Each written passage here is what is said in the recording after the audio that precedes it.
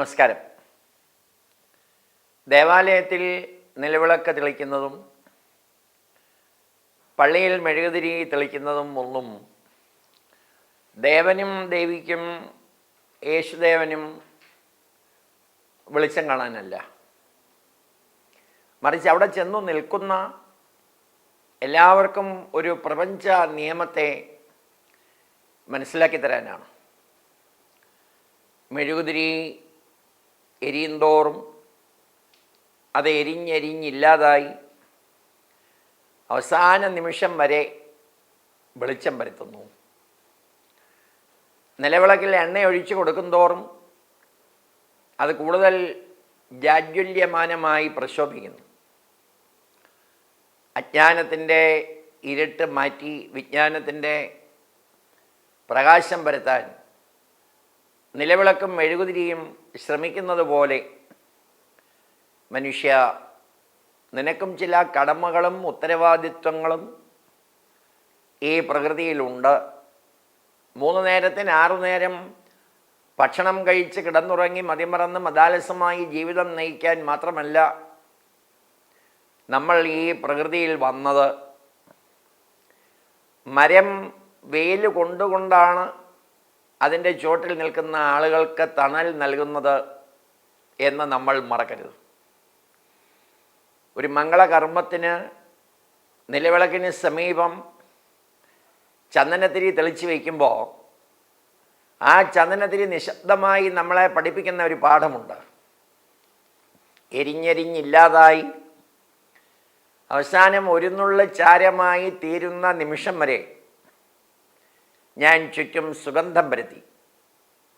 മനുഷ്യ, നിങ്ങൾക്കിത് സാധിക്കുന്നുണ്ടോ എന്ന് നമ്മളോട് നിശബ്ദമായി ഈ നിലവിളക്കും മെഴുകുതിരിയും ചന്ദനത്തിരിയും ഒക്കെ ചോദിക്കുകയാണെന്ന് ദേവാലയത്തിലും പള്ളിയിലും പോകുമ്പോൾ നമുക്ക് തോന്നണം.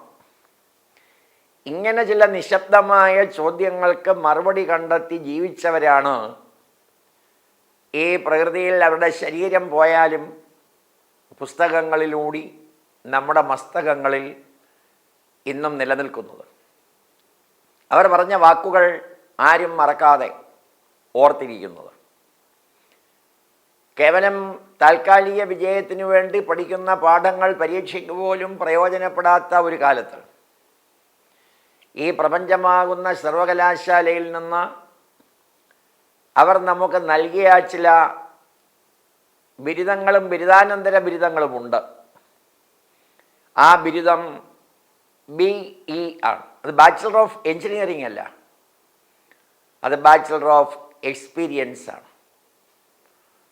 അനുഭവമാണ് ഏറ്റവും വലിയ ഗുരു. ആ സർവകലാശാലയിൽ നിന്ന് അനുഭവം എന്ന വിഷയമെടുത്ത് പഠിക്കുന്ന ഒരാളും പരാജയപ്പെട്ട ചരിത്രം ഈ മണ്ണിലില്ല.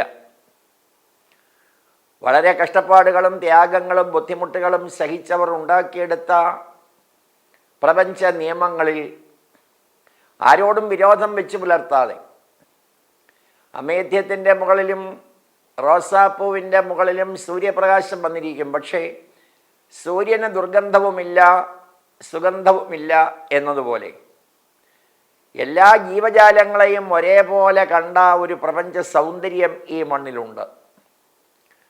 ഒരു പീഡ, ഒരു വേദന, ഒരു വിഷമം ഒരു എറുമ്പിന് പോലും ഉണ്ടാവരുത് എന്ന് ചിന്തിച്ച് ശ്രീ നാരായണ ഗുരുദേവൻ എഴുതിയ അനുകമ്പ ദശകം വായിക്കുമ്പോൾ നമ്മുടെ കണ്ണുകൾ ഇറനണിയും. ആന ചവിട്ടുന്ന എറുമ്പ് മരിച്ചു പോകാത്തതും ആനയെയും എറുമ്പിനെയും സൃഷ്ടിച്ച പ്രകൃതി ശക്തിയെ മാനിച്ച് വളരണമെന്ന് ഉദ്ബോധിപ്പിച്ചതും നമ്മുടെ സംസ്കാരത്തിൻ്റെ വികാസത്തിന് വേണ്ടിയാണ്.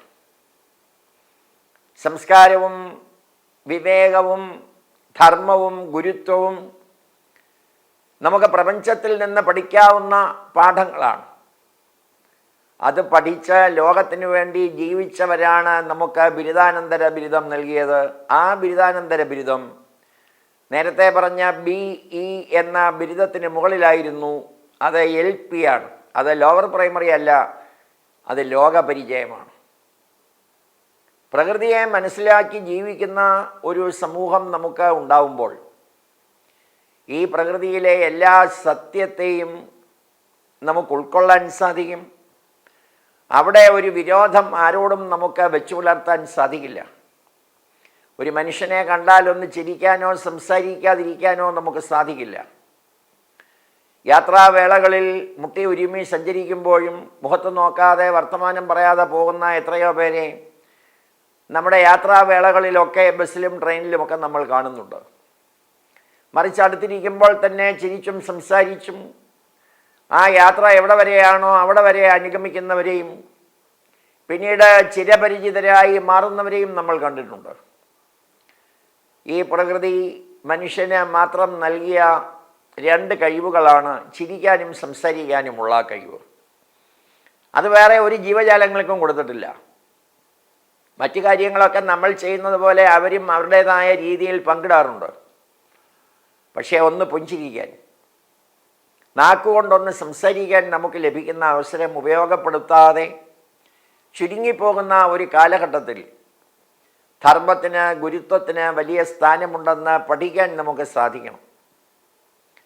നല്ല കാര്യങ്ങൾ ചെവികളിലൂടെ കേട്ട്, നല്ല കാര്യങ്ങൾ കണ്ണുകളിലൂടെ കണ്ട്, നല്ലതിൻ്റെ മുന്നിൽ ശിരസ് നമിച്ച്, നല്ലത് മാത്രം സംസാരിച്ച്, നല്ലതിൻ്റെ മുന്നിൽ രണ്ട് കൈകളും കൂപ്പി നമസ്കരിച്ച്, നല്ലതിൻ്റെ ചുറ്റും കാലുകൾ കൊണ്ട് പ്രദക്ഷിണം ചെയ്ത് വളർത്തിയെടുത്ത ഒരു സംസ്കാരത്തിൻ്റെ ജീവിതഗാഥ നമ്മുടെ പ്രപഞ്ചത്തിൽ ഉണ്ടെന്ന് പഠിപ്പിച്ചത് നമ്മുടെ ഗുരുക്കന്മാരാണ്. ആ ഗുരുക്കന്മാർ എഴുതിയ കൃതികളിലൂടെ, അവർ പ്രതിഷ്ഠിച്ച ദേവാലയങ്ങളിലൂടെ നമുക്ക് പകർന്നു നൽകിയത് സ്നേഹത്തിൻ്റെയും സത്യത്തിൻ്റെയും ധർമ്മത്തിൻ്റെയും സംസ്കാരത്തിൻ്റെയും പാഠങ്ങളായിരുന്നു. അവിടെ നടത്തുന്ന ഓരോ കർമ്മങ്ങളും മനുഷ്യൻ്റെ ഉന്നതിക്ക് വേണ്ടിയുള്ളതായിരുന്നു. ആ ഔന്നത്യം സമ്പത്തിൻ്റെയോ സൗന്ദര്യത്തിൻ്റെയോ വിദ്യാഭ്യാസത്തിൻ്റെയോ ആയിരുന്നില്ല, മറിച്ച് വിലയ്ക്ക് വാങ്ങാൻ കഴിയാത്ത ശാന്തിയുടെയും സമാധാനത്തിൻ്റെയും ഐശ്വര്യത്തിൻ്റെയും പാഠങ്ങളായിരുന്നു. അത് പഠിക്കാൻ പള്ളിയും മോസ്കും ദേവാലയങ്ങളും നിർമ്മിച്ചവരാണ് നമ്മുടെ പൂർവികന്മാർ. അവിടെ ചർച്ച ചെയ്യപ്പെടുന്ന ഗ്രന്ഥങ്ങളിലൂടെ, വിഷയങ്ങളിലൂടെ ഏകോദര സഹോദരന്മാരായി മനുഷ്യൻ വളരുന്നതിൻ്റെ പൈതൃകവും പാരമ്പര്യവും സത്യവും ഈ പ്രകൃതിയോളം ക്ഷമയും സഹനശക്തിയും എളിമയും വിനയവും വിവേകവും നമുക്കുണ്ടാവുന്നതിനുള്ള മാർഗദർശനങ്ങളായ തത്വങ്ങളായിരുന്നു. ആ ഗ്രന്ഥങ്ങളെല്ലാം നമ്മൾ വായിക്കണം.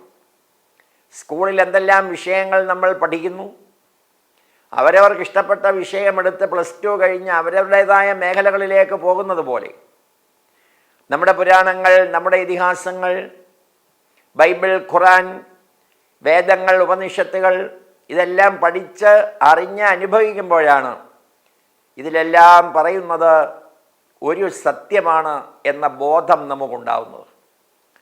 പള്ളിയിൽ നിൽക്കുമ്പോഴും, മോസ്കിൽ നിൽക്കുമ്പോഴും, ചർച്ചിൽ നിൽക്കുമ്പോഴും, ഖുറാനും ബൈബിളും ദേവീ ഭാഗവതവും കേൾക്കുമ്പോഴും ഇതെല്ലാം നേരത്തെ പറഞ്ഞതുപോലെ ഫിസിക്സും കെമിസ്ട്രിയും ബയോളജിയും സയൻസിൻ്റെ വിവിധ ശാഖകൾ സ്കൂളിൽ പഠിച്ചതുപോലെ ഈ പ്രപഞ്ച സർവകലാശാലയിലെ വിവിധ വിഷയങ്ങളാണെന്ന് തിരിച്ചറിയുന്നവർക്ക് മാത്രമേ ഈ പ്രകൃതിയിൽ ഒരു ചെലവും കൂടാതെ കിട്ടുന്ന വായു ശ്വസിച്ച് ജീവിക്കുവാനുള്ള അവകാശമുണ്ടാവും.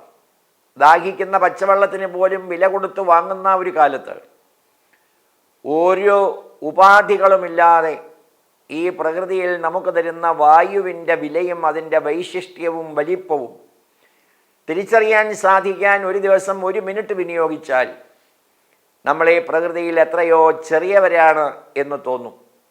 ആ എളിമയാണ് വലിയ മനസ്സിൻ്റെ ഉടമകളായി മാറാൻ മനുഷ്യനെ പ്രേരിപ്പിച്ചതെന്ന് ഈ പ്രകൃതിയിലെ സത്യങ്ങൾ നമുക്ക് ബോധ്യപ്പെടുത്തി തരുന്നു.